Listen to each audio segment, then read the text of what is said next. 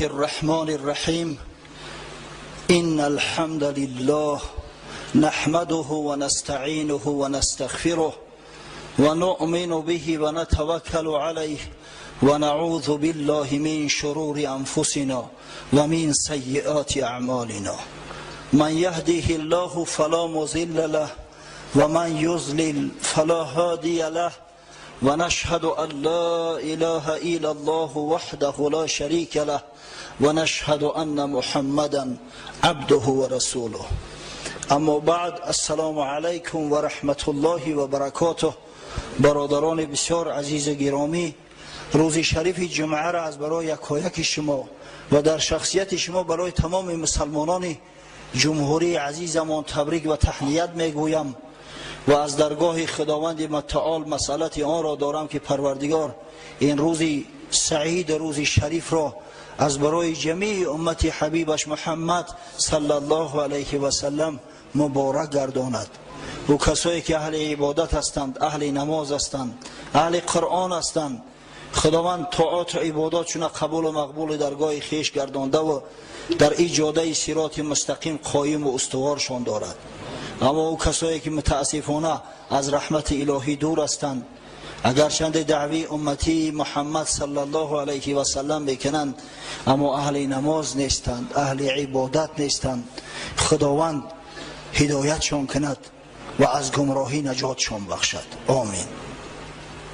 هفته گذشته ما در موضوع جنگ بدر کبرا، بدرالکبرا، غزوه بدرالکبرا صحبت شروع کردیم، اما از بس که متاسفانه وقت برامون علاج امکان نداد صحبت خود قطع کرده و گفتیم که انشاءالله از همون موضوع قطع شده هفته آینده اگر خداوند متعال امکان دهد انشاءالله صحبت خود ادامه خواهیم داد. ما با شما صحبت شورای حربی را میکردیم، شورای مشورتی حربی که حضرت رسول الله صلی الله علیه و سلم جمع آورد و به یک آواز و یک دل تمام صحابگان اعم از مهاجرین انصار همه آواز بلند کردند و آواز دادند که ما متفق با ته هستیم ای حبیب خدا، به پیش با هر کی بجنگی می جنگیم، با هر کسی صلح کردی صلح میکنیم. از این خاطر پیامبر صلی الله علیه و سلم گفت خداوند به شما بشارت غلبه داده است. یکی از همین دو، یا کاروان قریش یا گروه مهاجم لشکری قریش برای شما وعده کرده است به پیش. و الکی شب شده بود، حضرت صلی الله علیه و سلم با وجود آنکه شب بود قشون خیش را مسلمانان را امر به حرکت داد تا اینکه به نزد آب بیایند و در وقت جنگ آب داشته باشند، نزد یگان چاه بیایند که در مخاصمه و در مخمسه و در عذاب تشنگی هنگام جنگ گرفتار نگردند. شب هنگام حرکت کردند تا نزد اولین چاهی که از مقابلشان برآمد. حضرت صلی الله علیه و سلم امر کرد که در همه جا پایین میشویم و محل استقرار لشکر ما همین موضع خواهد بود. وقتی که پایین میشدن مردم الکی جای میگرفتند، یکی از صحابگان پیغمبر صلی الله علیه و سلم با نام حباب ابن منذر که مردی جنگ دیده بود، با تجربه بود، نزد حضرت صلی الله علیه و سلم آمد. گفت یا رسول الله، همین فرمان نزول، فرمان استقرار در این موضع از جانب پروردگار بر تو وحی شد یا با اجتهاد خیش را قبول کردی، با رأی خود قبول کردی؟ اگر فرمان از جانب پروردگار باشد و وحی از جانب پروردگار باشد ما اصلا حقوق گپ زدن نداریم. حضرت گفت بلکه این رأی من است، در این موضوع هیچ وحی از جانب خداوند به من نآمده است. حباب ابن منذر گفت یا رسول الله، در این صورت این موضع او قدر موضع باب نیست، اگر به سخن من گوش اندازی که تجربه دارم امر کن تا لشکر روان شوند، بگذار یک مقدار دیگر سفر کنیم تا آخرین آب رویم که تمام چاهای بدر در اختیار ما باشند. در این صورت ما راه لشکری مکه را که 1000 نفر هستند اولا از آب قطع میکنیم وضع اونا ناگوار و بد میشود. ثانیا ما میتوانیم یک حوض درست کنیم. از چاه آب کشیدن اشکال دارد، میدونید با ستیل چند میکشی آخی. اما اگر حوض باشد همه آدمی تشنه میآید یخچه بشکم بپرد یا فوکش در آب میمونه میقشه و میره جنگ دوام دادن میگیرد. یا که مثلا کلاهش میگیره پری آب میکنه میقشه و باز میرود کارش دوام دادن میگیرد. حضرت صلی الله علیه و سلم گفت بسیار مصلحت خوب دادی و قشون امر کرد. باز یک چند صد متر دیگر هم پیش حرکت کردن تا نزد آخرین چاه فرود آمدن. آخرین چاه از جانب لشکر مدینه و اولین چاه از جانب لشکر مکه. و امر کرد شبانه یک حوض درست کردند از سنگ و از چاه ها آب کشیده و حوض پری آب کردند. الک برای فردا آماده شدند. پگاه جنگ است اما لشکر مسلمانان آرام نه، خواب نه، در حال کار. وقتی حوض پر از آب شد همه باز به نماز تهجد مشغول شدند. حضرت صلی الله علیه و سلم به تکیه یک درخت تا صبح عبادت کرده است. قریب صبح بود سعد ابن معاذ رضی الله عنه نزدش آمد. گفت یا رسول الله من یک پیشنهاد دارم. گفت بگو. تمام کار حضرت با مشورت میکرد، با شورا میکرد، به استثنای او امرهایی که از جانب پروردگار می اومدن که اونجا دیگه مشورت شورا نیست. گفت میخواهم که یک عریش از برای تو درست کنیم، یک خسکپه به قول این روزا، یک عریش درست کنیم بالاش سایبان داشته باشد و اون موضع قومندانی و موضع فرمانروایی تو خواهد بود کمند نیپونکت. انشالله در همون بلندی جایگیر شوی، در زیر سایه هم به قشون امر فرمان میدهی و هم از وضعیت حال آگاه میشوی که در کدام طرف خوبه سستر ضعیفتر است کمکش میکنی. او تو سروری همه هستی، سرلشکری همه هستی. و همون دو اسبی که همراه داریم، یکیش اسب زبیر ابن عوام رضی الله عنه، دیگر اسب مقداد ابن عمرو رضی الله عنه. همون دو اسب میبریم در نزد همون عریش، در نزد همون خسکپه میگذاریم. اگر مبادا کار نادرست شد کی میداند که این خدای تعالی غیبدان فقط خداست. اگر مبادا جنگ به شکست ما مواجه گشت، دیدیم که دیگر هیچ علاج نیست، در اون صورت اما اسبا را سوار میشوی به نوبت خود را به مدینه میرسانی. الحمدلله در مدینه منوره مردای صالح زیادی هستند که تو را نه کمتر از ما دوست میدارند، شاید از ما بیشتر تو را دوست بدارند و احترام کنند. اونا اگر میدونستند که در پیش یک چنین جنگی بسیار مشکل با لشکری که شماره و عددش 3 برابر مسلمانان است در پیش است، البته هیچ نفرش در مدینه منوره توقف نمیکرد، همراهت می اومدن، اما اونا نمیدونستند. از همین خاطر خطه باید به مدینه برسانی، زیرا که 1000 جان ما فدای خاک تو باد، فدای خاک پای تو باد. حضرت وقتی که به سخن سعد ابن معاذ گوش کرد واقعا بسیار نصیحت خوبی کرده است. باید که قومندان در موضعی باشد که از تمام احوال با خبر باشد، جاهای ضعف، جاهای قوه دشمن بداند، باید آگاه باشد، به لشکر خود در حالت لازمی کمک کرده تواند. از این خاطر پیامبر خدا صلی الله علیه و سلم رضایت داد، براش یک عریش درست کردن و همون 2 اسب هم آوردن در همونجا گذاشتن و سعد ابن معاذ همچون گواردیای شخصی خود قبول کرد با همراه یک چند نفره که هم پیغمبر خدا صلی الله علیه و سلم محافظت میکردند و هم در صورت لازمی حضرت اینا را میفرستاد به همون موضعی که ضعف مسلمانان دیده شود. در عریش موضع اختیار کرد. خب روز دیگر لشکری مکه هم آمدند، در مقابل خیش علاقه مسلمانان را دیدن یک حوض آبی نازنین دارد، آبی مصفا، آبی آسمانی. تشنه بدند، بعضی ها میل به سوی آب کردند. پیغمبر صلی الله علیه و سلم گفت ولی جنگ شروع نشده است، اینا را از آب منع نکنید، هر کسی میخواهد بیاد آب نوش کنه.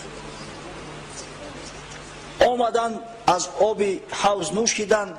قدرت خدای تعالی همون روز کسی که از آب حوض نوشید همه در جنگ هلاک شدند با استثنای یک نفر، حکیم ابن حزام. دیگر هر کسی که از آب همون چاه از آب حوض نوشید همش در جنگ هلاک شدند. وقتی که لشکر در مقابل همدیگر قرار گرفتند، مردم قریش نمیدانستند عدد شماره مسلمانان چه مقدار است. مسلمانان که علاقه با واسطه کشف معین کرده بودند، از همون دو غلام قریشی سوال کرده و پرسیده بودند، اما قریشی ها نمیدانستند.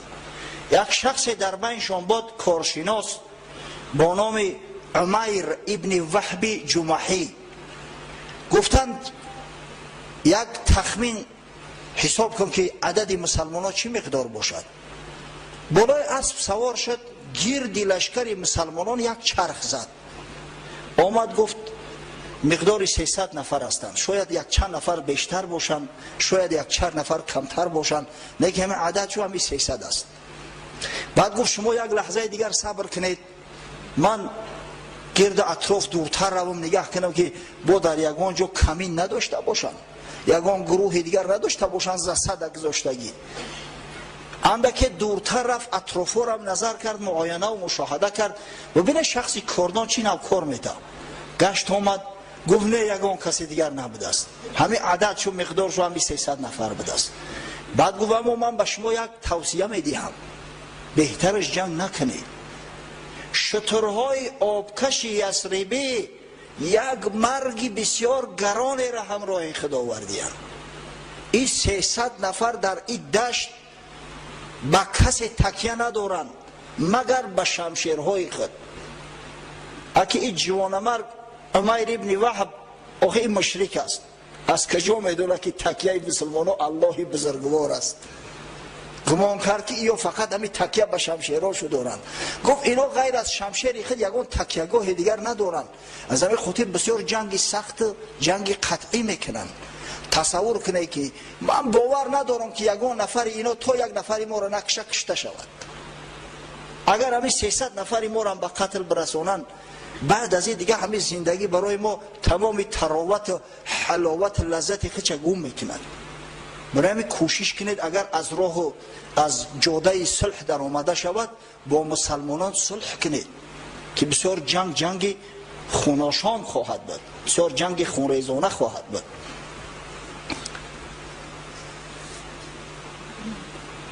وقتی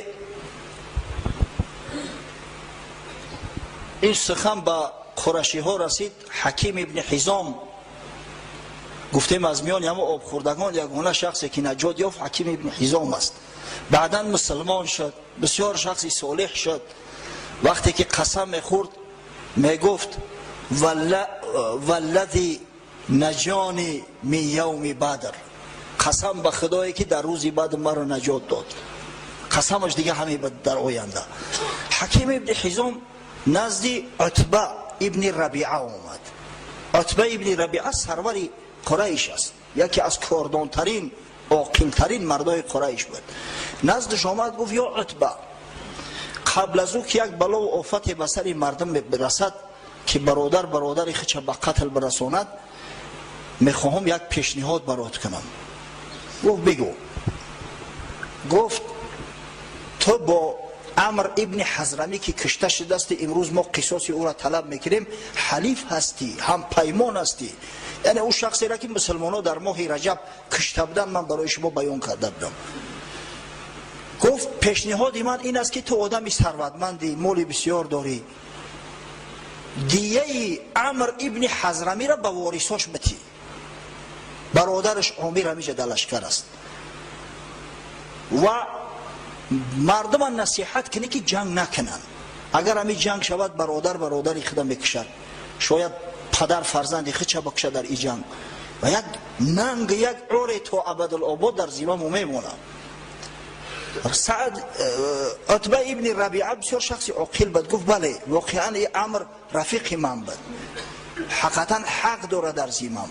من نه فقط گفت دیهش خونباهاش که 1000 درهم است عطا میکنم، بلکه گفت همون کاروانش که از دست رفت هر قدر ضرری که دیده باشد تمام ضرر و زیانهاش جبران میکنم. فقط گفت من از یک آدم ابله خوف دارم، از همین ابو جهل. تا گفت از نام من به وکالت رو نصیحتش کن. واقعا منم طرفدار همین جنگ نیستم، جنگی که برادر بر ضد برادر استاد. که از فرزندای عتبه ابن ربیعه ابو حذیفه مسلمان شده بود، در همین جنگ بدر از جانب مسلمانان شرکت داشت. اگه تصور کنه که فرزند در مقابل پدر ایستاده است. حضرت ابوبکر صدیق از یک جانب بود، پسرش عبدالرحمن از جانب دیگر. محمد صلی الله علیه و سلم و حمزه از این جانب بود، برادر حمزه عمک رسول الله صلی الله علیه و سلم عباس ابن عبدالمطلب از جانب مقابل. حضرت علی از جانب مسلمانان بود، عقیل برادرش از جانب مشرکان.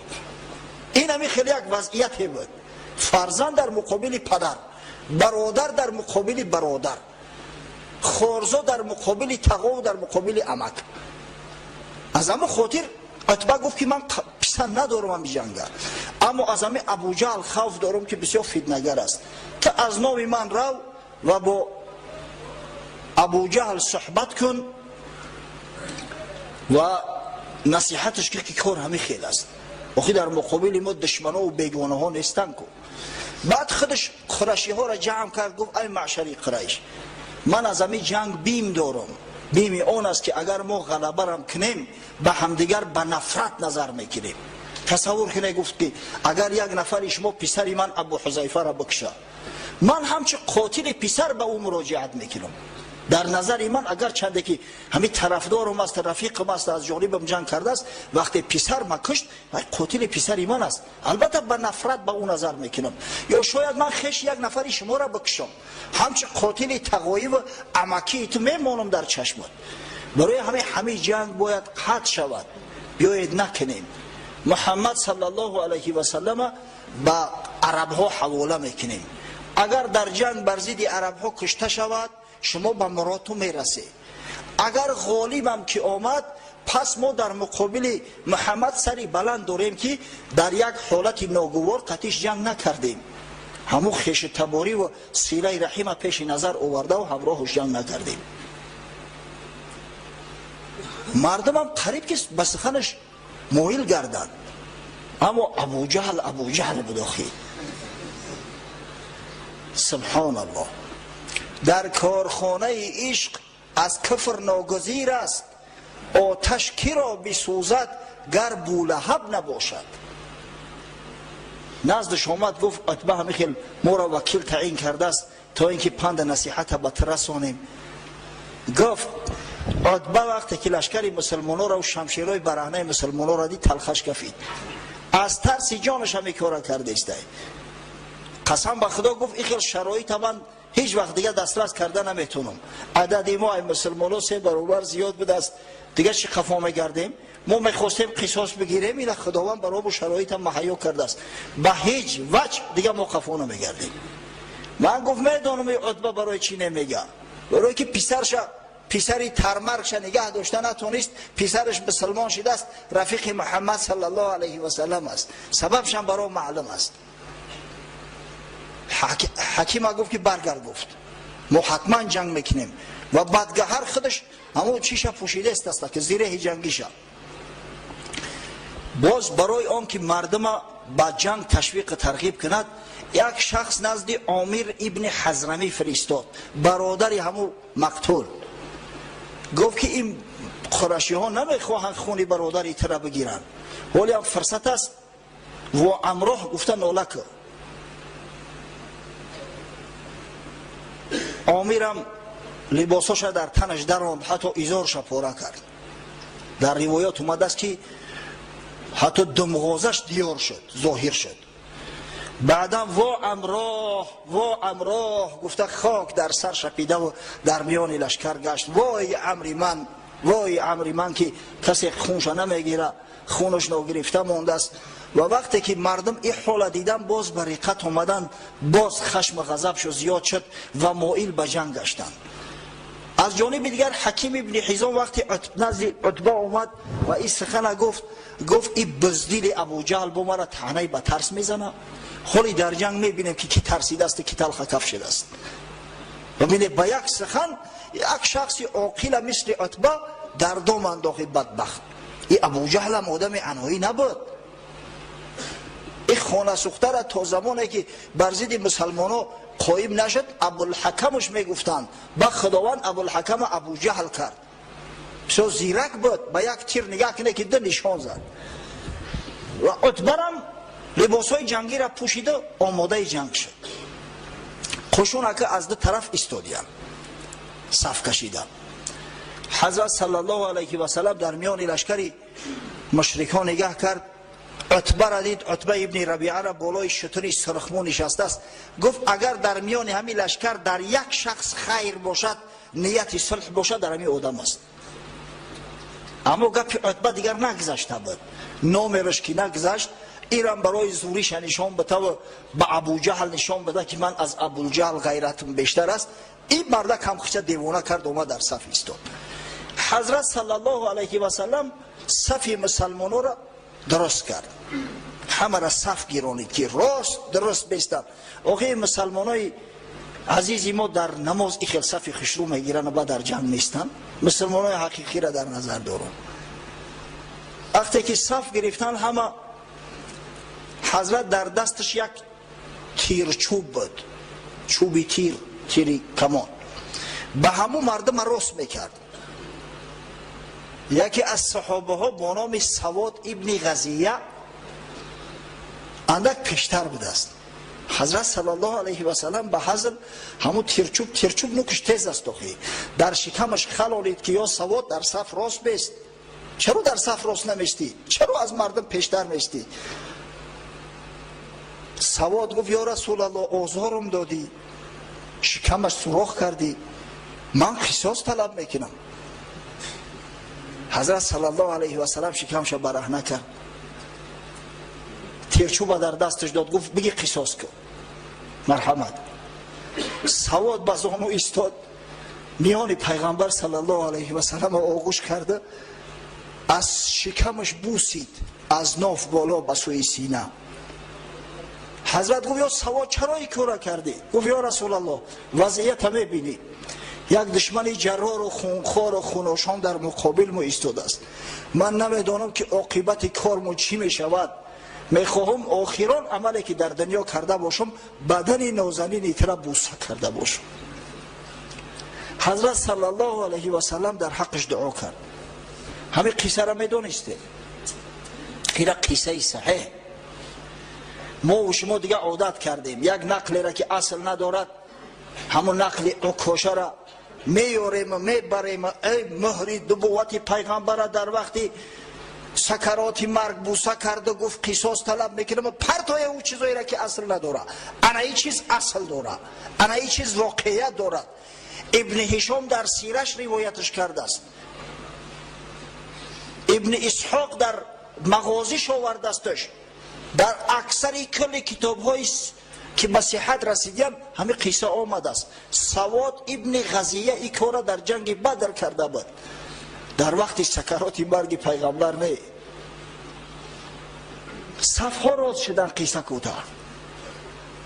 از دو جانب حضرت صلی الله علیه و سلم دست به دعا برداشت، گفت اللهم انجینی ما وعدتنی، اللهم اجیرنی ما وعدتنی.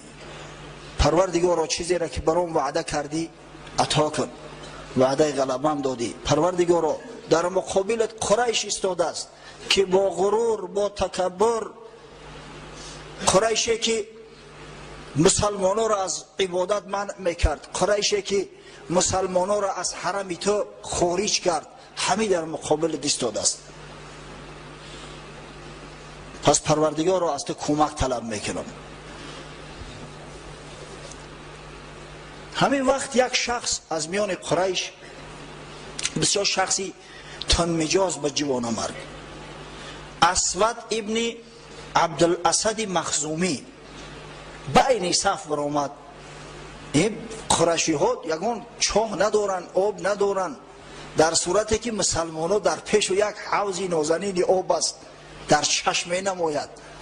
این بدگهر خارج شد، گفت من با خدا عهد میکنم که یا میروم از همه حوض مسلمان ها آب می نوشم، یا همه حوض ویران میکنم، یا کشته میشوم. با تمام آواز جار زد در میان دلش کرد. بعد به سوی حوض حرکت کرد. یک نموده کرد که مسلمان ها را به ناموس آورد خانه سوخته. دیگه ایرا گذاشتن که بیاید آب بنوشد یا حوض ویران کند، به ناموسی حساب میخورد. این زپدلاش دیگه اتا. از این خاطر حضرت حمزه صاحب کرام خارج شد، نزدش آمد که سگ بچه ولی هم دیر نشید است بگرد. با کی میگوی؟ رو من به خدا عهد کردم. یک خدا به خبری ابلهی که به خدا شرک میارد به خدا عهد کرده است.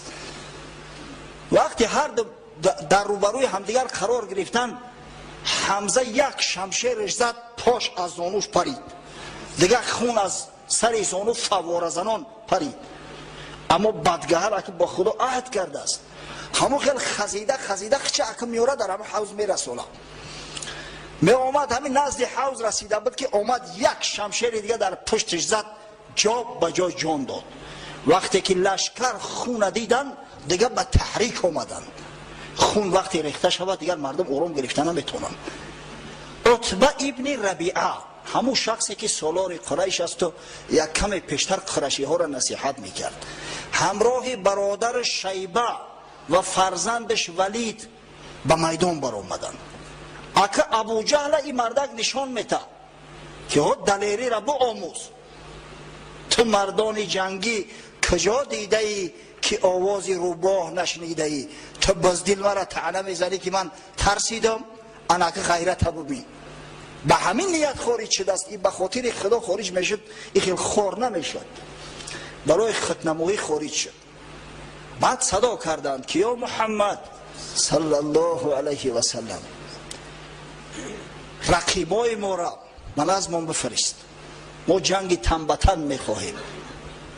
3 جوانی انصاری، 2 نفر برادر، یکش با نام عوف، دومش معویز، اینا را فرزندان افرا میگویند. من وقتی تحقیق کردم و گفتم که همین پدرشون چینم داشته باشه، این افرا نامی کمپیر مادرشون های. پدرشون نامش حارس بوده است، اما همین زن به حد بهادر بوده است، به حد با غیرت بوده است که مردم نام همون زن از ذکر میکردن، نام شوهر شنید. همین 2 فرزند جسور و غیور که هر 2 اندک پیشتر بتوزیم هر 2 شهید بدر هستند. هر 2 فرزندای همین زن بودند. واقعا بعضی شیرزنایی هستند که به همون آبرو و افتخارشون نام شوهراشون هم بپوشونند. رحمتی پدرم یک کمپیری مومه داشت در سر خسر، مومه محصر میگفتیان. بعد هم سر خسر رفتیم. همین قدر معروفی است که مردم ندیدیانشو کی گذشته است. مومه پدرم به دست آخی. انا اینجا توای مومه محصر، توتای مومه محصر، زمین مومه محصر. بعد از امک مو پرسیدیم از امو نواسه شکر که همون مومه محصر نومش چی بود آخی؟ بابی چی نوم داشت؟ استاد گفت به خدای خود تیرم بنفت است. نام بابیش فراموش کردی نه؟ کمپیری بهادر که بوده است، نام همون مومه محصر مونده است. حالی هم مردم همه میدونن همون قسمتی بالای سری خسر. انا همین افرارم، انا میخیل زنی شیردل که بوده است، واقعا شیر مردو از شیر زنان به دنیا می آیند. شیردل که بوده است فرزنداش با نام فرزندای افرا ذکر میکنن. این 2 نفر برادر عوف و معویز همراه عبدالله ابن ابی رواحه 3 انصاری خارج شدند. بچه های گلواری، نو به بلاغت رسیدگی. وقتی که عتبه نگاه کرد گفت شما کی هستید؟ اونا ناموش نگرفتن، ما فلانی و فلانی و فلانی هستیم. گفت شما بسیار شخصای خوب هستید، آدمای واقعا جسور بینمایید که در رو خارج شدید، اما ما با شما کار نداریم، با ما همون پسر عمکای خودمان لازم است. ما با قوم خود کار داریم، شما برگردید. بعد صدا کردند که یا محمد صلی الله علیه و سلم، با ما گفتن اما عموزاده های خود منفریست. حضرت صلی الله علیه و سلم گفت یا حمزه برخیز، یا عبیده برخیز، یا علی برخیز. 3 نفر نزدیکترین خیش تبارو شد. چرز بازی نکرد، بیگانه ها را نخیزون. حمزه ای که احمق شای حضرت صلی الله علیه و سلم واقعا دوستش می داشت. این مصیبتی که پیغمبر صلی الله علیه و سلم از مرگ حمزه دیده است، از مرگ کسی احساس نکرده است. عبیده ای که پسر احمق شای، عبیده با سن سالش کلام بود، 60 ساله بود. و علی که در حیاتشان شمشیر برداشته و جنگ نکرده بود، علی که خودش کلانش کرده بود. همین 3 نفر نوری دیده و جگرگوش های خچه خارج کرد که برخیزید. آمدن به میدان، 1 نفر در مقابل 1 نفر قایم ایستادند. ابن اسحاق روایت میکند که عبیده در مقابل عتبه ایستاد، حمزه در مقابل شیبه ایستاد و علی که جوان بود در مقابل ولید. این ولید پسر عتبه است، یکی از شمشیرزنای معروف قریش حساب میخورد، ایستاد. اما در سنن اومده است، از جمله در مسند امام احمد و در سنن ابو داود در اوجه ذکر میکنند که حمزه در مقابل عتبه بود، علی در مقابل شیبه بود و عبیده در مقابل ولید. به هر وجه صورت همون روایت اول شاید صحیح تر باشد، زیرا جوان در مقابل جوان میسته، ای سن سال رفته ها در مقابل سن سال رفته ها. همه جنگ شروع شده بود که امیر حمزه او شخصی را که در مقابلش ایستاده است، خواه شیبه باشد خواه عتبه، به هر در روایت گوییم به همه 1 ضربه به اسفل سافلین فرستاد. حضرت علی بار اول شمشیر در دست گرفته است. خدای تعالی وقتی که شخص غیرت داد و عزت داد، به ضربه اول شمشیرزن مشهور قریش ولید به جهنم فرستاد. اما بین عبیده و بین او شخصی که در مقابلش می ایستاد، اما روایتی صحیح تر عتبه بود، عتبه ابن ربیعه. 2 ضربه رد و بدل شد، هر ده همدیگر را زخمی کردند. زخم عبیده بسیار مدهش بود، پاش از ساق قطع کرده بود، فقط در پوست آویزان بود، حتی مغزهای استخوان خارج شده بود. با 1 زانو ایستاده و عبیده شمشیر در دست خودش دفاع میکرد. اینا وقتی که رقیباشون کشتند، برگشتند آمدند و این عتبه را از دم شمشیر گذراندند. در 1 آن واحد 3 سرلشکر معروف قریش در پیش چشم 1000 نفر لشکرشو هلاک شد. سبحان الله. وقتی که خدای تعالی غلبه و پیروزی را بده، بین این شکل میده. حمزه و علی عبیده را از زیر دستاش گرفتن، آوردنش به لشکر خود. عبیده به همون زخم 3 روز بعد وقتی که بازگشت کردند به مدینه می اومدن، در راه در صفرا نام موضع از دنیا گذشت. خدا رحمت مغفرتش کنه، این شهید است، شهید بدر است. قریشی ها وقتی که دیدن دیگر در دهشت افتادند، خون 3 پهلوانشون در پیش و ریزوندن. امر شد از جانب ابو جهل همه کس هجوم بیاره، تمام لشکر 1000 نفره به هجوم گذاشتند. در مقابل مسلمانان که توکل به خدا کرده بودند، بسیار سخت ایستادگی کردند و در همون لحظه اول تلفات بسیار بزرگ بر دشمن رساندند. حضرت صلی الله علیه و سلم دست به دعا و تضرع برداشت. پیش لشکر مشرکا شیطان در صورت سراقه ابن مالک ابن جعشم مطلجی اومد. لشکر شیطان همراهش بود. بسیار دهشت دارد، سبحان الله. و بعضا آدمی که از خدا نترسه و از غیر خدا بترسه، یک آدم هم میبینم میگه همین قواهیمن ها که بود که او واهیمن نیست، همون شیطانی که در پهلوش ایستاده همون واهیمن نکش میکنه. تو بسم الله الرحمن الرحیم بگوده از پیشت بخیزه بگریزه. شیطان که گریخ به میبینی یا ناچیز بده است. پشه با جاه نیست هیچ کس است، مور اگر پر برآورد مگس است، تا ای وظیفه و منصبش نترس. همین پشا اگر خیلی بلندم که بشینه همین پشا ای. همین مورچه اگر پر بروره مگسش میگن. ای او زیاد نمیشه شعرش نمیگن کو. تلخکف نشه. بسم الله الرحمن الرحیم بگو، شیطان های پیشش بگریزن با میبینی که یک نوکس بده هیچ که نبودست. همین دیروز یک چند نفر زنگ میزنن، تلفن میکنن، بس سوال میکنن دوملو همین فرضی به بسم الله چیه؟ فرضی به بسم الله، فرض بدست به بسم الله. یک نفر شایی فهمونده می برادر، فرض است، این بسم الله سنت است. فرض است، سنت است. و یک نفر هم یک کس بسیار غم داده است، همین سوال بسیار کرده است. ابلهانه گفتم ولی احمق بپرس فرض چی است سنت چی است نمیدونه. ببینید در بین مردم ایزان میته فرضی به بسم الله با این ملا بوده است. گفتم این دفعه که سوالت کرد بگو که فرضی به بسم الله همین یک مش در دهنی تا ابله زدن ای. همین فرضی به بسم الله ای. دهنی تا را بستم فرض ای، نه که یک آدم زدن در چه بسم الله میگوی. همین فرضی به بسم الله میشه.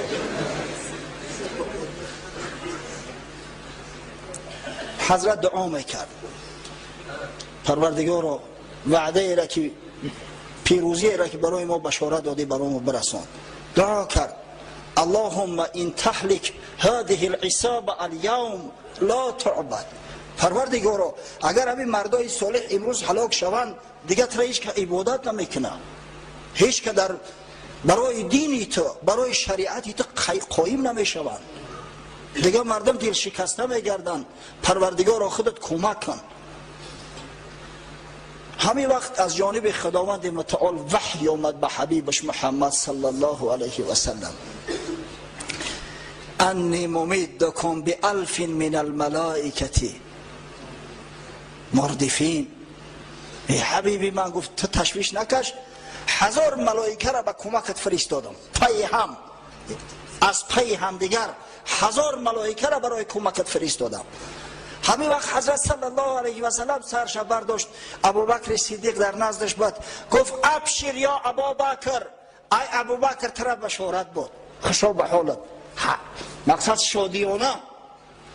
هذا جبرئیل علیه السلام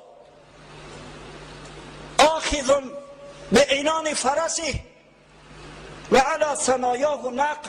این اگه حضرت جبرئیل رسید از لجام اسبش گرفته است، در دنداناش چنگ شیشتیان. آدم که جنگ کرد در دندانش چنگ میشینه و در لباسش چنگ میشینه و در موی سرش در دنداناش گفت چنگ شیشتگی. حضرت جبرئیل اینا شخصا آمد در جنگ اشتراک میکنه. خوشا به حال تو. بعد حضرت صلی الله علیه و سلم یک کف خاک گرفته پرتافت. شاهینة الوجوه، تیره باد روی مشرکان گویان. خداوند همون خاک گرفت پراکنده کرد در سر 1000 نفر مشرک، در چشماشو، در روحاشو، در دهناشو، در دلشو یک رعب، یک ترس، یک وهمه انداخت. خداوند در قرآن میگه و ما رمیت اذ رمیت ولکن الله رما. ای حبیبی من، ای محمد، او انداختن از جانب تو نبود، او را پروردگاری تو انجام داد. ولکن الله رما.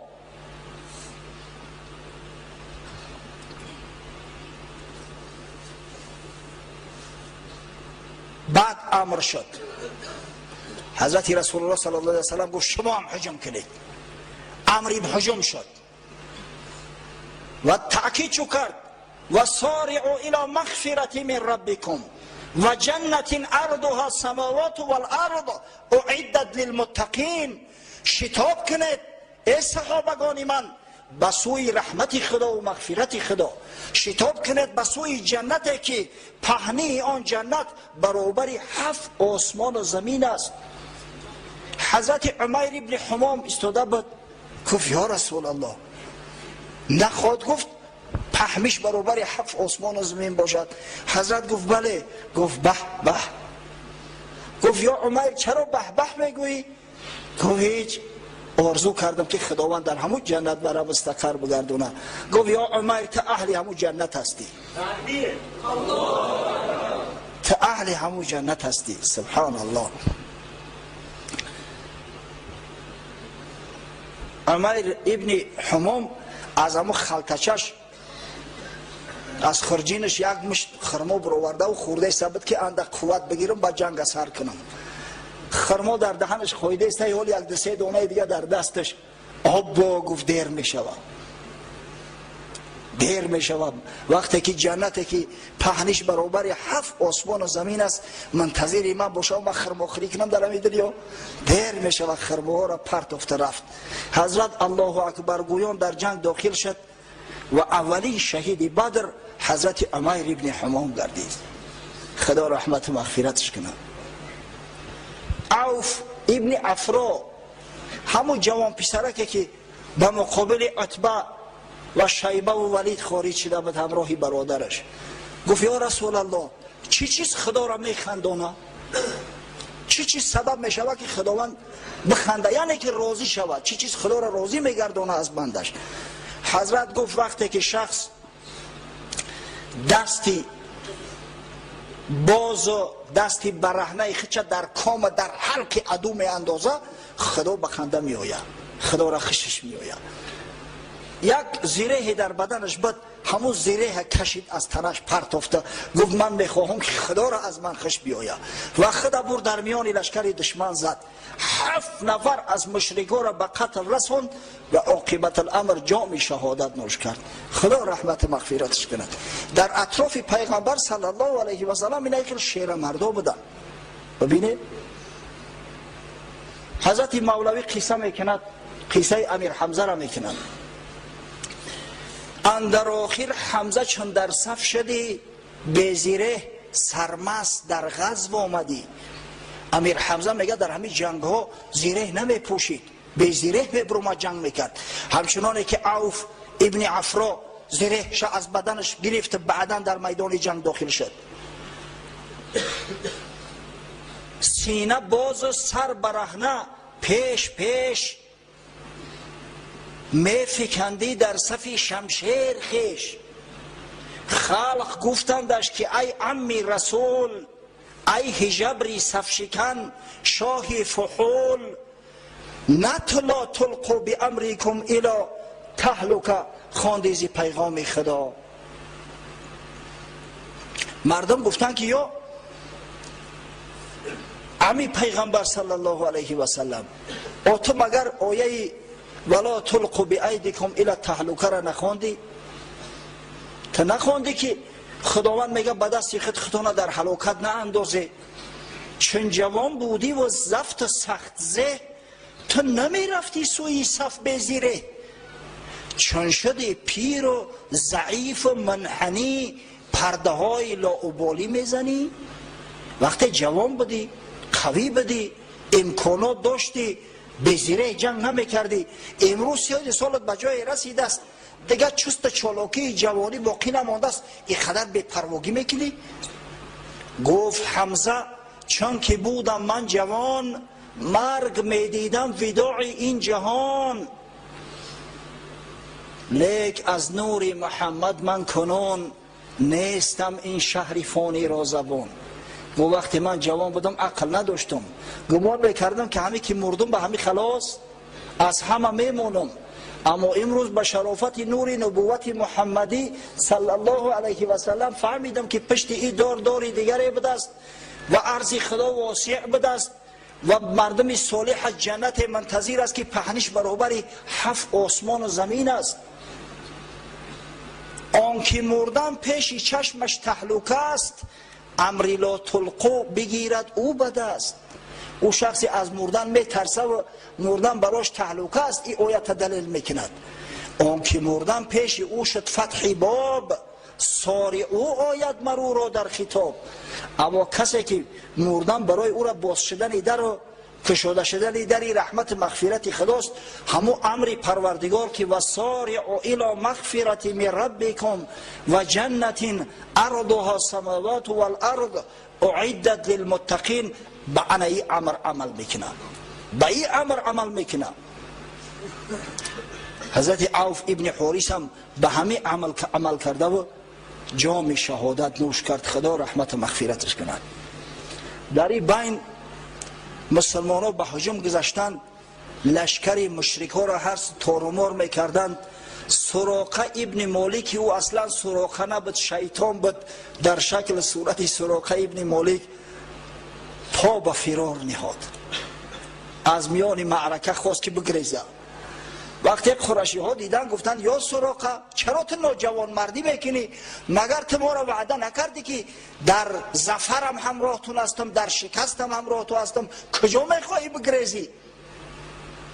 گفت خاک در سرتون، من سراقه نیستم، من کسی هستم که اگر شما میدونستی هرگز از کفم نمی اومده.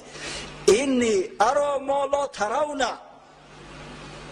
من چیزی نمیبینم که شما نمیبینه، او چیزایی را من میبینم اگر شما بینه تلخت میکفه. 1000 ملائکه بالای از سوار نعره زنان هجوم میکنن، حضرت جبرئیل بالای اسبش سوار، هر وقتی که میزنه یک شیطان کلش از بدنش جدا میکنه، نعره میزنه اقدم حیزم، اقدم حیزم. حیزم نام اسب حضرت جبرئیل است، اگر شما این را ببینه تلختو میکفه. اینی ارا ما لا ترون اینی اخاف الله، من از خدا میترسم، من از این لشکری که خداوند فرستاده است میترسم. این الله شدید العقاب، بدرستی که خداوند بسیار شدید العقاب است. و خانه سوخته گریخت همراهی لشکرش. وقتی ملائکه ها را دیدند بعد از میان لشکر مشرکا گریختند. دیگر او واهمه و او صلابتی که در قشون 1000 نفره قریش بود دور شد. دیگر مسلمان ها شجاع شدند، شمشیرها در دست به هجوم گذاشتند. حضرت عبدالله ابن عباس روایت میکند از یک انصاری که هر وقت میگه شمشیر میزنم، هر خیلی که دست من پرتم در یک مشرک میرسه کلش بدنش جدا میشود. حیران میشم میخواد چی گپ است. ناخست میگه یک آواز شنیدم، آواز تازیانه و یک صدای تمام وجود ما برعشت رو آورد، اقدم حیزم. بیچاره انصاری نزد پیغمبر صلی الله علیه و سلم اومد، گفت یا رسول الله این همتری چیز شنیده هیچ کار نمیبینم، اما همین صدا در گوشم اومد. یا مرد خواستم بزنم دیدم به تخته پشت زده است، نگاه میکنم در چهرهش یک پای تازیانه و همه جای بینیش سوراخ و همین صدای اقدم حیزم شنیدم. حضرت تبسم کرد، گفت هذا مدد السماء الثالثه، این کمک از آسمان سیوم است.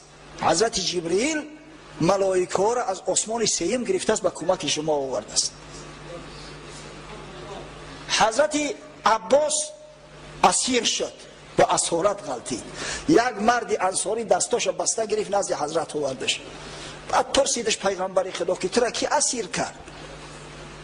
عباس گفت یک مردی بسیار زیبا صورتی در اسب ابلق سوار، این طرف او طرف نگاه کرد، گفت قسم به خدا من او را ندیدستم، بسیار چهرهش نورانی، اگر چند مردم در خاک در خمج گم هستند همین قدر آزاده و زیبا و خوشرو و در اسب ابلق سوار. انصاری گفت یا رسول الله این را افتو زده است، توش دیوانه شده است، این را من گفت اسیر کردم. بیچاره عباس قسم میخوره، نه قسم به خدا میگه این نبود آخی، و من نمیدونم که اسیرم گرفت. وقتی که مرد با گفت یا رسول الله آخی خودم بستم گرفتم آوردمش. حضرت گفت اسکت فإن الله ایدک بملک کریم، گفت خاموش باش تو را خدا کمکت کرد، این را ملائکه گرفت بسته در اختیاری تو داد، این را ملائکه اسیر گرفته است. سبحان الله. الکی در میان لشکر دشمن به سر سامانی ها شد. بعضی دیدن که سراقه گریخت رو به فرار آوردن، اما ابو جهل ملعون با قوم خود بنی مخزوم یک قوه بسیار ضربه‌زن سختی را تشکیل میکرد. در بالای از سوار گاه راست میدوید گاه چپ، مردم به صبر و به ثبات دعوت میکرد که هی مردم از گریختن سراقه ابن مالک شما نترسه. من شنیدم که این سراقه ابن مالک با رسول الله صلی الله علیه و سلم عهد پیمان داره، برای همو گریخت. شما از کشته شدن عتبه و شیبه و ولید دل شکسته باید نشوه، زیرا که اینا به گناه خود به همو عیب خود به همین بلا مبتلا گشتند. هر چند که کوشش میکرد اما خداوند اجل شد درست میکرد و طوری میشد. حضرت عبدالرحمن ابن عوف روایت میکند یک جوانک مثل گل، جوانی نوچه نزدم آمد گفت عمک جان همین ابو جهلش کدامیش هست نشانم بده، نامش شنیدم نمیشناسمش. میگه نگاه کردم او ابو جهل یا دیو بود، یک جوانکی نحیف. میگه گفتم بچه جان چی کار میکنی تا ابو جهل؟ گفت من با خدای بزرگ عهد کردم که اگر ابو جهل ببینم یا قتلش میکنم یا کشته میشم. حالی هیچیش نگفته بودم. میگه دلم به حالش سوخت که زورش نمیرسد ولیم جوانم که یک نفره که دیگه با از این پهلو اومد. عمک جان همین ابو جهلش کدامیش باشه نشان ته. یکی از سوال کننده ها معاذ ابن عمر ابن جموحی انصاری بود، دیگرش معوذ ابن افرا برادری همو عوف، پسری همو شیرزن، پسری افرا. بعد میگه گفتم شاید خدای تعالی عجلی ابو جهل که فرعون ای امت از در دست همین ده جوان گذاشته باشد. نشان شد دادم که آن همون مرده که در میان لشکر استاده است شمشیر در دست میبینه، اطرافش دم محافظه استودیان. ابو جهل آن همون شخصی بدگهر است.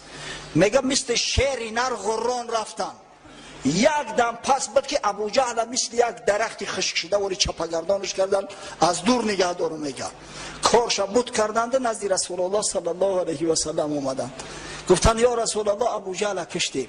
گفت کدامت کشتی؟ گفتن هر دمان. گفت کو شمشیرو را نشان دهید. شمشیرو را میگه نشان دادم به حضرت صلی الله علیه و سلم. میگه که گفت واقعا هر دتون کشتی، قاتل ابو جهل هر دی شما هستید، یک نفر ده.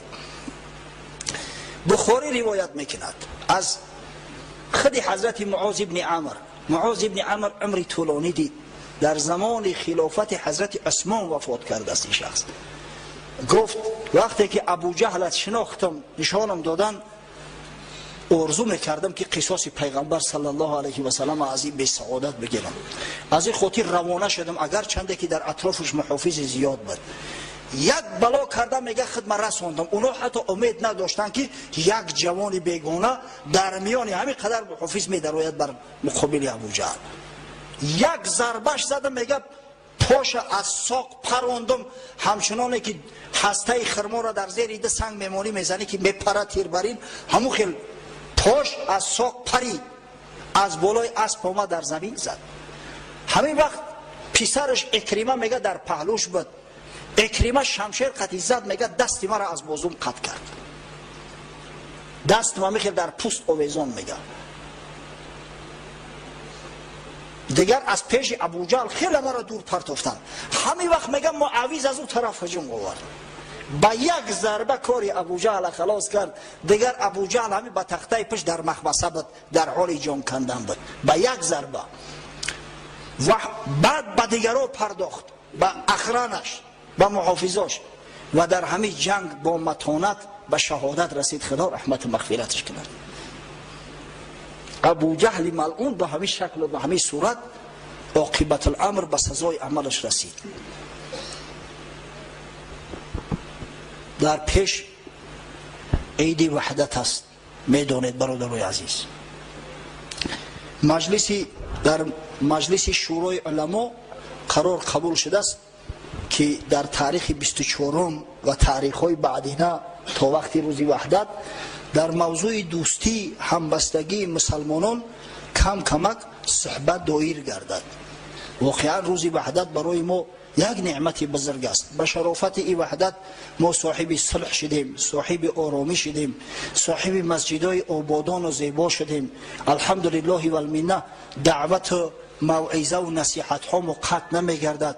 پس برادرای عزیز به قدر این نعمت بزرگ الهی باید ما و شما برسیم.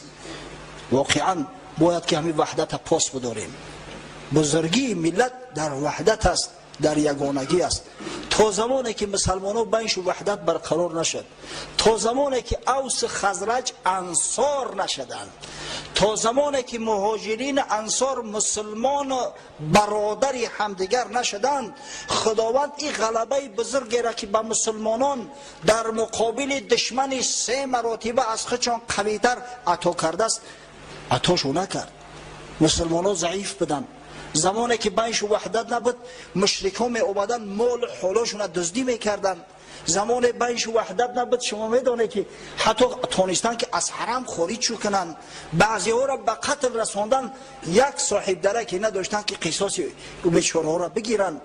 اما از زمانی که وحدت بین مسلمانان برقرار شد الحمدلله و المنه کار رنگ دیگر گرفت و به پیروزی های مسلمانان میسر شدن که بعد گذشتن 1400 سال وقتی قصه پیروزی مسلمانان کرده می شود مردم به وجد می آیند، دلها گوم می زند، خونها در جوش می افتد، از چشمها اشک دیده جاری می گردد. پس این وحدت یک نعمت بسیار بزرگ است. واقعا وحدت، دوستی، همبستگی بین مسلمانان همیشه باید پایدار و استوار باشد. هیچ وقت در هیچ جا راه ندهید که به همین محلگرایی و محلبازی راه بتن. قسم به خدا ضعف اساسی ما، سستی اساسی ما برای متحد شدن این ملت همین محلگرایی ما است. بسیار محلگرا و محلباز هستیم، بسیار قومگرا و قومباز هستیم. تا زمانی که اگر همین درد هرینه از میان ما دور نشود هیچ وقت اتفاق ما به طوری باید شاید نمی گردد. تا زمانی که اتفاق ما به طوری باید شاید واقع نشود ما به درجه و منزلت اون ملت هایی که در تمدن بشری امروزها نقش بسیار والا میگذارند و تاریخ بشر امروز حل کرده ایستادند، تاریخ بشر حل میکنن، به او درجه ها ما هرگز نمیرسیم. حضرت صلی الله علیه و سلم تأکید میفرمود، حدیث متفق علیه است، بخاری و مسلم روایت کرده اند: ترى المؤمنین فی تراحمهم و توادیهم و تعاطفهم كمثل الجسد اذا اشتك عضوا تداعى له سائر جسده بالسهر والحمى. مسلمانان در میل محبت به هم دیگر، در دوستی، در اتفاق مثل یک بدن هستند، اعضای یک جسم هستند که اگر به شرطی که عضو از اعضا به درد بیاید دیگر عضوها نیز آرام قرار ترک میکنند، دیگر عضوها نیز به درد میآیند. پس به قدر وحدت، به قدر دوستی، به قدر اتفاق، به قدر این یک پارچگی که خدای تعالی ما را صاحب ملت واحد گردونده است، صاحب دولت واحد گردونده است، صاحب استقلال بزرگ گردونده است، باید ما و شما برسیم.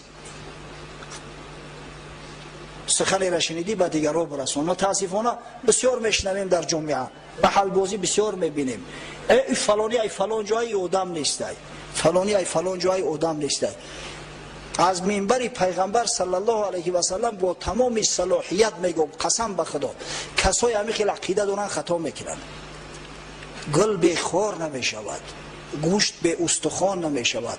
در تمام قوم ها، در تمام مردم، در تمام محل ها شخصای صالح و خوب و جوانمرد و غیور و چه بگم با عزت و با ناموس هستند و در مقابل این شخصای بی ناموس و بی عار و بی غیرت و وطن فروش و دین فروش هستند.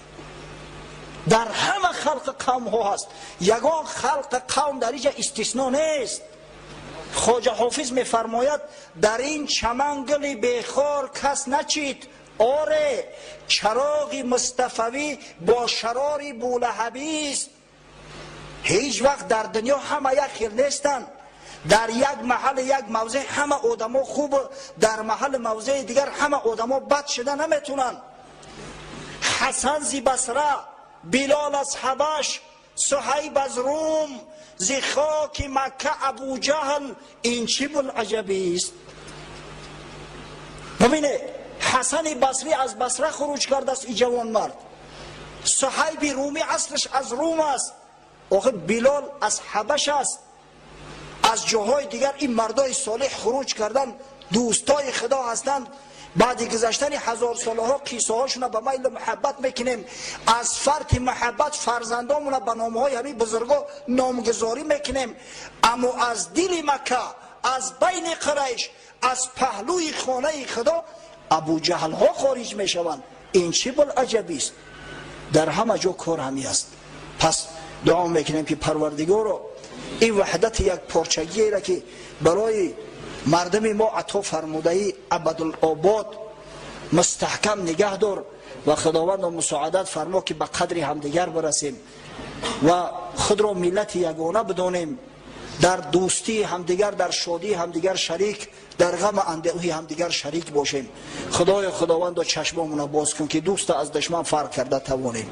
پروردگارا اون نور ایمانی را که توسط حبیبت محمد صلی الله علیه و سلم اولا در میان اصحاب، بعدا در میان تمام مسلمانان صالح عطا فرموده‌ای به ما نیز عطا فرما تا وحدت، محبت، دوستی و رفاقت مبحده باشد که این مسلمانان را، همسایه ها را، قوم خدا، شخصایی را که در این سرزمین بزرگ زندگی میکنن مثل برادر خونه خود احترام کنیم، دوست داریم، مواظب همدیگر باشیم، از احوال همدیگر با خبر باشیم.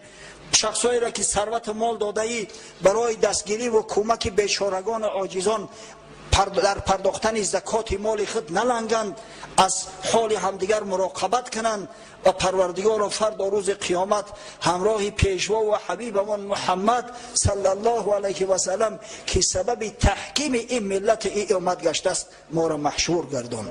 ربنا افتح بیننا و بین قومنا بالحق و انت خیر الفاتحین برحمتک یا ارحم الراحمین. ان شاء الله هفته آینده باز از همین موضوعی که صحبت قطع کردیم با صحبتمون ادامه خواهیم داد.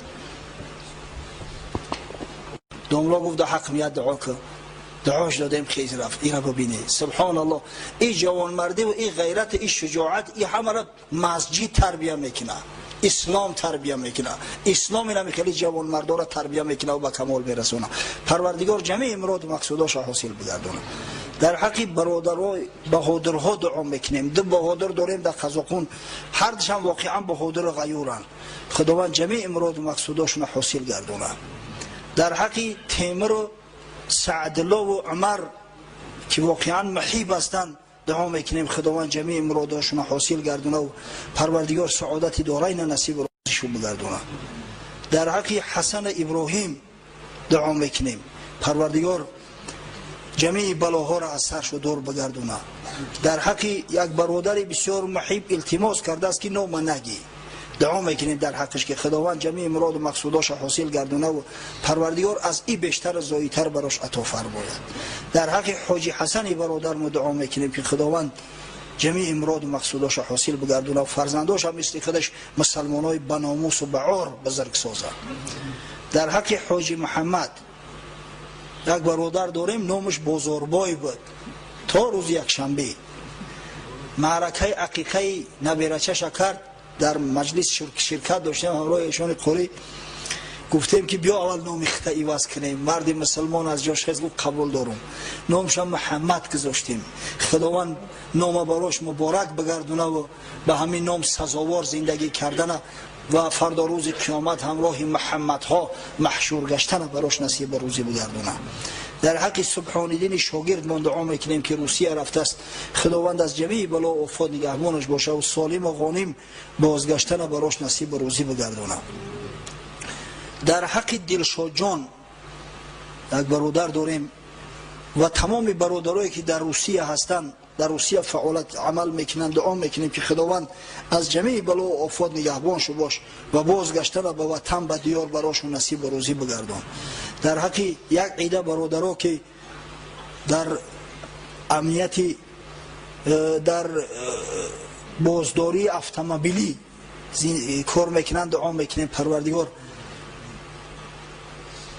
غیرت، شجاعت، حمیتشون بازم بیشتر بگردونه و خداوند سربلند چون نگه بداره هر جایی باشن و پروردگار سعادتی دنیا را که ثروت، نعمت، آبرو و عزت، هدایت است براشون عطا کند و سعادت آخرت را که نجات از آتش جهنم و ورود به جنت المأوا است براشون عطا فرماید. آمین یا رب العالمین. یک عده برادرها از ولایت سوخت زنگ زدیان که یک برادر میگه نمازخوان شدم اما پدر و مادرم زید هستند. از تمام حاضرین خواهش میکنم که در حقشون دعا کنه خداوند پدر و مادر تا هدایت کنن. سبحان الله، فرزند نمازخوان و پدر و مادر زید. وای به حال این پدر و مادر، ولی اوباشی فرزند ندیدین، دزدی فرزند ندیدین، جانمرگی فرزند ندیدی نباشه از جان شیرینشون سیر میشوند. پروردگارا این پدر و مادرایی را که هنوز به قدر فرزندای نمازخوان نمیرسن چشماشون باز کن تا اینکه به قدر این نعمت بزرگ هدایت یافتن فرزندا برسن و خداوند صاحب هدایت شون بگردان. بسیار مکتوبای دراز می نویسی، وقت رفت است برادرها، دیگه یک دعای دست جمعی میکنیم. یک برادر گفته است که میخواهم که در مسجد خیر کنم، برای ساختمان مسجد در 1 متر کوادراتی چند پول میرسد میخواهم فهمم و مثل من دیگر برادران نیز میخواهم فهمند و خیر کنند. التماس جوابش رو همین جمعه میگفتید. من برادر انجینیر نیستم، لیکن همین مسئله ها را هر کس باید کاری خیچه کند. همین متولی مسجد مراجعت کنه، انشاءالله جواب مفصل میگیرید. و در حقی برادرایی که نیت خیر دارند کمکی به مسجد میخواهم برسانند دعا میکنیم که پروردگار نیت های خیرشون هم شد صدقه به درگاهش قبول و مقبول سازد. خداوند این سعی تلاش و محبتی که دارند از دلشون نزداید و پروردگار مسجدی که خانه خودش است هر چیز زودتر و سریعتر حجتاش به راه گذاشته و هر چیز زودتر و سریعتر ساختمانش شروع کنیم و هر چیز الله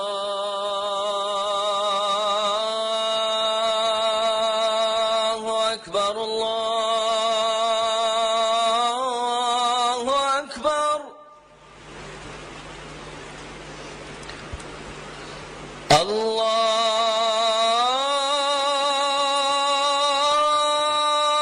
الله أكبر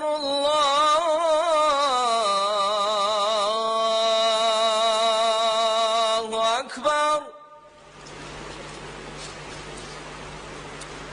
أشهد أن لا إله إلا الله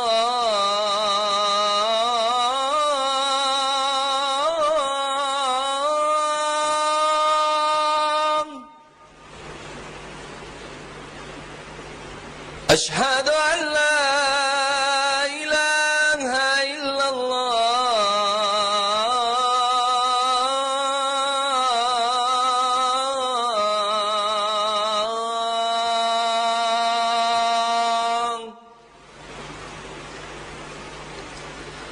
أشهد أن محمدا رسول الله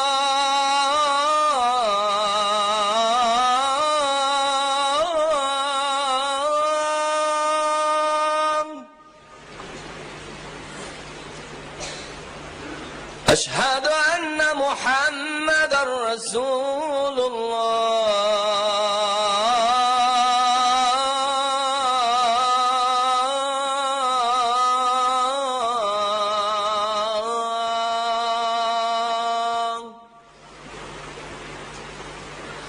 حي على الصلاة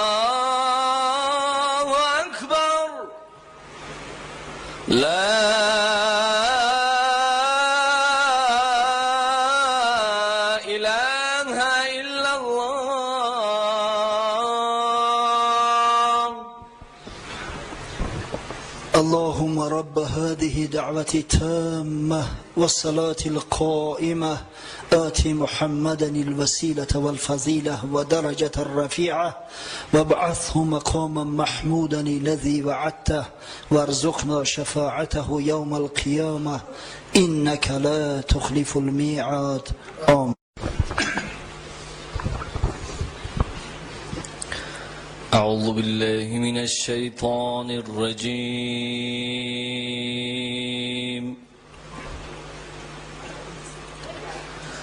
بسم الله الرحمن الرحيم.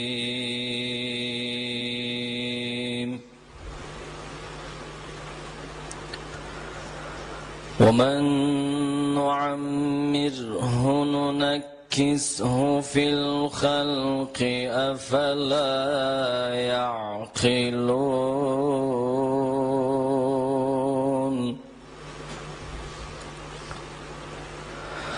وما علمناه الشعر وما ينبغي له إن هو إلا ذكر وقرآن مبين.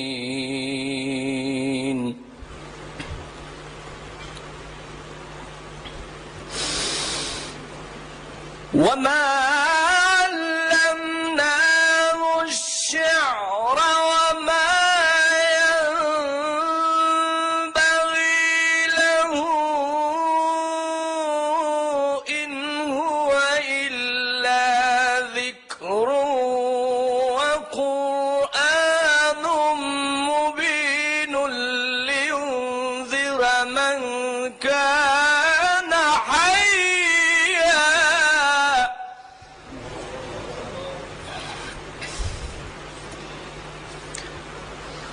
ويحق القول على الكافرين.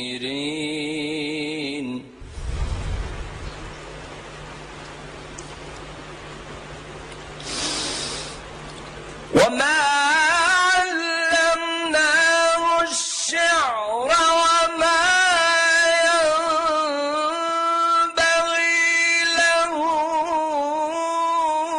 إن هو إلا ذكر وقرآن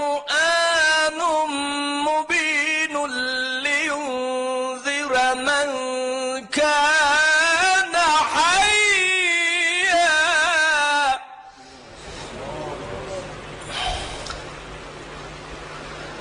ويحق القول على الكافرين.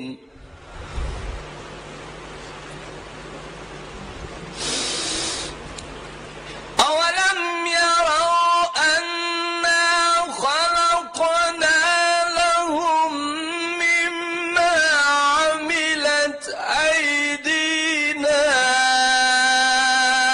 أنعاما فهم لها مالكون وظللناها لهم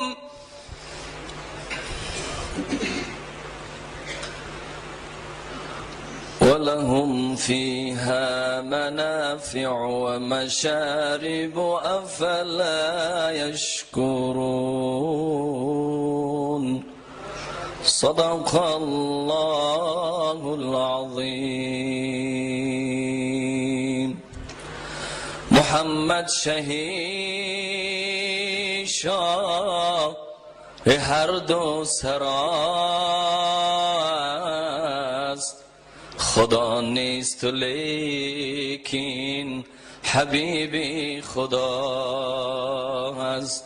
محمد شهید شاه هر دو سراست خدا نیست لیکن حبیبی خدا است. الا مبتلای هوا و هوسا الا مبتلای هوا و هوسا در بار او رو که دارالشفاست، به در بار او رو که دارالشفاست. محمد شهید شاه هر دو سراست، خدا نیست و لیکن حبیب خداست. الای طبیبی دلی به دلان، الای طبیبی دلی به دلان، به من بین که دریدم بس ناتوانم، به من بین که دریدم بس ناتوانم. محمد شهید شاه هر دو سراست، خدا نیست و لیکن حبیب خدا هست، خدا نیست و لیکن حبیب خدا هست. هزاران درود و هزاران سلام ز ما بر جناب محمد علیه السلام.